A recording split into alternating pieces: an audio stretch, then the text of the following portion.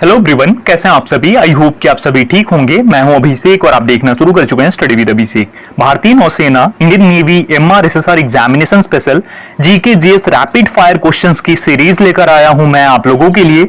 इस सीरीज में हर एक पार्ट में 15 क्वेश्चंस हम डिस्कस करेंगे जो कि 10 मिनट्स में कंप्लीट कर लेंगे हम। पार्ट 1 है ये। इसमें पिछले आईनेट एग्जामिनेशन के आधार पर क्वेश्चंस को तैयार करा है मैंने। इसमें टोटल 15 क्वेश्चंस हैं जिसमें कट ऑफ मैंने रखा है 12 मार्क्स का, यानी कि आपको ट्राई करना है कि एटलीस्ट 12 नंबर तो आप लाए ही, और साथ ही साथ लास्ट में आपको कमेंट करके बताना है कि आपका स्कोर कितना रहा। उसके साथ में नेवी एग्जामिनेशन में जो बार बार रिपीट होते हैं वही क्वेश्चंस मैंने रखा है, और इन्हें अगर आप लगा लेते हो तो 100% गारंटी आप एग्जामिनेशन को क्लियर कर लोगे। फर्स्ट पार्ट को स्टार्ट करने से पहले बोलूंगा, अगर आप हमारे चैनल पर न्यू हो, अभी तक सब्सक्राइब नहीं किया तो सब्सक्राइब कीजिए, बेल आइकन प्रेस करके ऑल सेलेक्ट कीजिए, इस वीडियो को एक लाइक और एक शेयर जरूर कीजिए। उसके साथ में टेलीग्राम पर हमें ज्वाइन कीजिए, वहां पर क्विजेस और बहुत इंपॉर्टेंट अपडेट्स आपको मिलेंगी, डिस्क्रिप्शन में लिंक है। उसके साथ में रक्षक ऐप पर टेस्ट सीरीज आ गई है MRSSR एग्जामिनेशन के लिए, डिस्क्रिप्शन में लिंक है रक्षक ऐप का। कैसे टेस्ट सीरीज को परचेज करना है, लेना है, उसका भी लिंक डिस्क्रिप्शन में है। पहले इंस्टॉल कीजिए रक्षक ऐप को, वहां पर चेकआउट कीजिए। अगर आपको टेस्ट सीरीज में डेमो टेस्ट अच्छी लगती है जो कि फ्री है, तो उसे लगाने के बाद आप उसे परचेज कीजिए। V50 अगर आप यूज करेंगे तो आपको 50% का डिस्काउंट मिल जाएगा, तो जाइए इसे भी जरूर चेकआउट कीजिए। स्टार्ट करते हैं और देखते हैं क्वेश्चंस को। 6 अक्टूबर, 7 अक्टूबर, 8 अक्टूबर और 9 अक्टूबर। इसका सही जवाब ऑप्शन नंबर डी हो जाएगा, यानी कि 9 अक्टूबर को जो है विश्व डाक दिवस मनाया जाता है। एक और सवाल इससे रिलेटेड आ जाता है, वो है कि राष्ट्रीय डाक दिवस कब मनाया जाता है। तो इसकी तरह ही 10 अक्टूबर को हमारे यहां राष्ट्रीय डाक दिवस मनाया जाता है, यह भी आप लोग याद रखिएगा। दोनों क्वेश्चन हो जाएंगे आपके। Question number 2, when was the sati pratha banned and by which of the following governor general. Sati प्रथा पर प्रतिबंध कब और किस गवर्नर जनरल द्वारा लगाया गया। 1853 Lord Dalhousie, 1829 Lord William Bentinck, 1793 Lord Cornwallis और 1800 लॉर्ड वेलेजली। किसके द्वारा लगाया गया था? इसका सही जवाब हो जाएगा ऑप्शन बी, यानी कि 1829 में लॉर्ड विलियम बेंटिक ने जो है सती प्रथा पर प्रतिबंध लगाया था, और इनका सहयोग जिन्होंने किया था उनका नाम था राजा राममोहन राय। राजा राममोहन राय को आधुनिक भारत का जन्मदाता, पिता या जनक भी बोला जाता है, याद रखिएगा। क्वेश्चन नंबर 3 यहां पर है, वॉरेन हेस्टिंग्स किस वर्ष भारत में बंगाल के पहले गवर्नर जनरल बने। 1780, 1770, 1773 और 1775। इसका सही जवाब ऑप्शन सी हो जाएगा। 1773 में वॉरेन हेस्टिंग्स को भारत में बंगाल का पहला गवर्नर जनरल बनाया गया था। याद रखना, 1773 से 85 तक ये बंगाल के गवर्नर जनरल रहे। और अगर पूछा जाएगा कि भारत के प्रथम गवर्नर जनरल कौन थे, तो आप याद करके रख लेना, लॉर्ड विलियम बेंटिक जो थे ये भारत के प्रथम गवर्नर जनरल थे, बंगाल के Warren Hastings. Question number next जो है आपकी स्क्रीन पर, when was the Indian national Congress established. भारतीय राष्ट्रीय कांग्रेस की स्थापना कब की गई थी? 1885, 1887, 1880 और 1882 में। इसका बिल्कुल सही जवाब हो जाएगा ऑप्शन ए, यानी कि 1885। 1885 में इसकी स्थापना की गई थी, 28 दिसंबर 1885 को। याद रखना आप लोग, बहुत इंपॉर्टेंट है। और यह भी आप लोग याद रखना कि इसके पहले प्रेसिडेंट यानी अध्यक्ष जो थे रमेश चंद्र बनर्जी थे, और इसकी स्थापना A.O. ह्यूम ने की थी। यह भी आप लोग याद करके रख लेना। क्वेश्चन नंबर 5 है, who founded the Arya Samaj. Arya Samaj की स्थापना किसने किया था? स्वामी विवेकानंद, स्वामी दयानंद सरस्वती, राजा राममोहन राय और केशव चंद्र सेन। इसका सही जवाब हो जाएगा ऑप्शन नंबर बी, यानी कि स्वामी दयानंद सरस्वती जी ने आर्य समाज की स्थापना की थी। और आर्य समाज की स्थापना तब बॉम्बे बोला जाता था, मुंबई को, बॉम्बे में की गई थी। और कब की गई थी? 1875 ईस्वी में की गई थी। यह भी आप लोग याद रखिएगा। ब्रह्म समाज की स्थापना जो है, इन्होंने ब्रह्म समाज की स्थापना की थी, और ये जो की गई थी ये की गई थी 1828 में। ये भी आप लोग याद रखिएगा।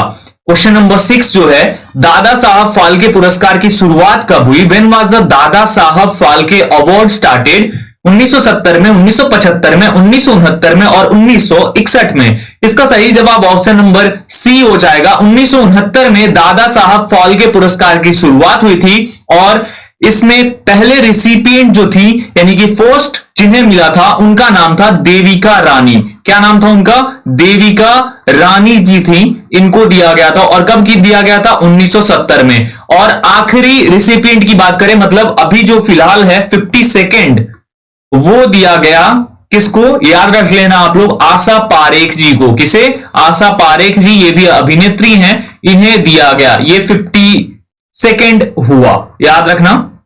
Question number 7, where is the headquarter of WHO located? WHO का मुख्यालय कहां स्थित है? Washington America, Tokyo Japan, Geneva Switzerland और लंदन यूके। इसका सही जवाब ऑप्शन नंबर सी हो जाएगा, यानी जिनेवा स्विट्जरलैंड में इसका मुख्यालय है। WHO जो है बेसिकली इसका फुल फॉर्म जो हो जाता है, फुल फॉर्म भी पूछ लिया जाता है एग्जामिनेशन में नेवी के द्वारा, ये ध्यान रखना। इसका फुल फॉर्म हो जाता है world health organisation.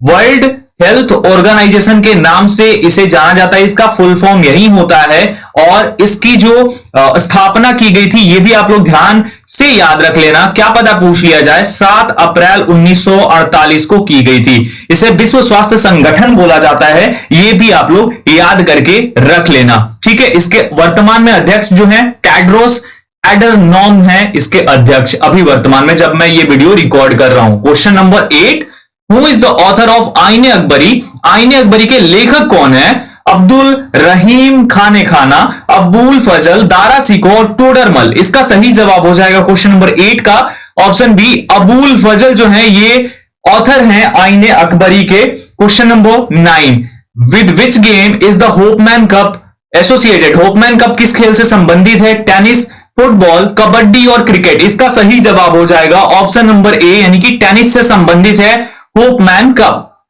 Question number 10, who among the following is known as Deshbandhu? निम्न में से किसे देशबंधु कहा जाता है? बाल गंगाधर तिलक, जवाहरलाल नेहरू, सरदार वल्लभ भाई पटेल और चित्तरंजन दास। इसका सही जवाब ऑप्शन नंबर डी हो जाएगा, यानी चित्तरंजन दास जी को बोला जाता है।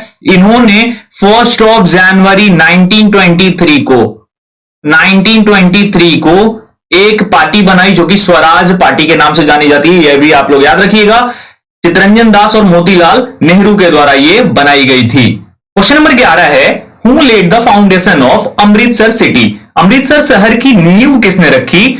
गुरु अर्जन देव, गुरु रामदास, गुरु नानक और गुरु गोविंद सिंह। इसका सही जवाब हो जाएगा ऑप्शन नंबर बी, यानी कि गुरु रामदास जी ने यह करा था। और यह भी आप लोग जान लीजिए कि इन्होंने जो करा था ये 1574 में इन्होंने स्थापित करा था। यह भी आप याद रखना कि गुरु अर्जन देव जी जो थे ये 5th गुरु थे, गुरु रामदास जी 4th गुरु थे, गुरु नानक 1st गुरु थे और गुरु गोविंद सिंह जी 10वें और आखिरी गुरु थे। यह भी आपके लिए काफी ज्यादा इंपॉर्टेंट हो जाता है क्योंकि एग्जाम में इस तरीके से भी पूछ लिया जाता है क्वेश्चन। क्वेश्चन नंबर 12, कांग्रेस का गरम दल और नरम दल में विभाजन निम्न में से किस वर्ष हुआ था? 1901, 1907, 1913 और 1916। इसका सही जवाब हो जाएगा ऑप्शन नंबर बी, यानी कि 1907 में नरम दल और गरम दल में विभाजित हो गई थी कांग्रेस। ये सूरत अधिवेशन था, ये भी आप याद रखिएगा।